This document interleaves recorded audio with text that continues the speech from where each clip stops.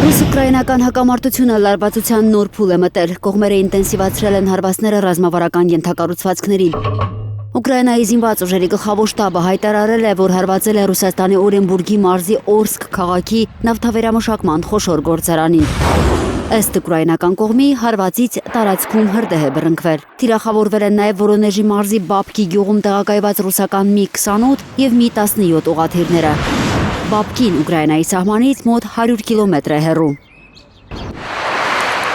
Ուկրաինայի գլխավոր շտաբի այս հայտարարությունը չեն հաստատել անկախ աղբյուրները, իսկ Մոսկվան սովորաբար չի մեկնաբանում ուկրաինական հարվածների հետևանքները։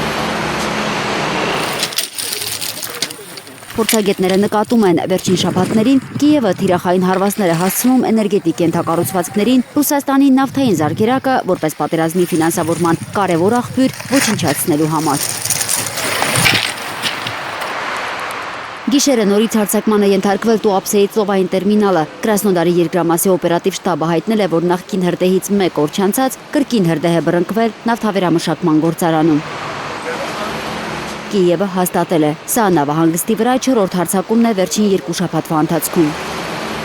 Հինգշաբթի տեղի ունեցած պայթյունից վնասվել էր նաև գործարանի մոտակայքում գտնվող հայ ընտանիքի Շախմելյանների տունը։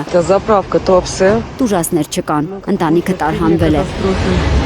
Ռուսաստանի հայերի միության Туапսեի շրջանի նախագահ Տիգրան Պողոսյանը հայտնել է, որ պայթյունի վայրում բազմաթիվ հայեր են ապրում, ընդհանուր Туапսեի շրջանում 23,000 հայ։ Մտահոգիչ է նաև Туапսեի բնապահպանական վիճակը, քաղաքում արձանագրվել են օդի և ջրի աղտոտման դեպքեր։ Տեղի իշխանությունը սահմանափակել է բնակիչների տեղաշարժը հնարավոր ռիսկերից խուսափելու համար։ Ուկրաինական անօդաչուների հարվածներից այսօր 3 դեռահաս է վիրավորվել Խերսոնի և Զապորոժիեի մարզերի սահմանին։ Ռուսական ԱԹՍ-ների թիրախում Օդեսայի նավահանգստային ենթակառուցվածքներն են եղել։ Ավերածություններ կան նաև քաղաքում։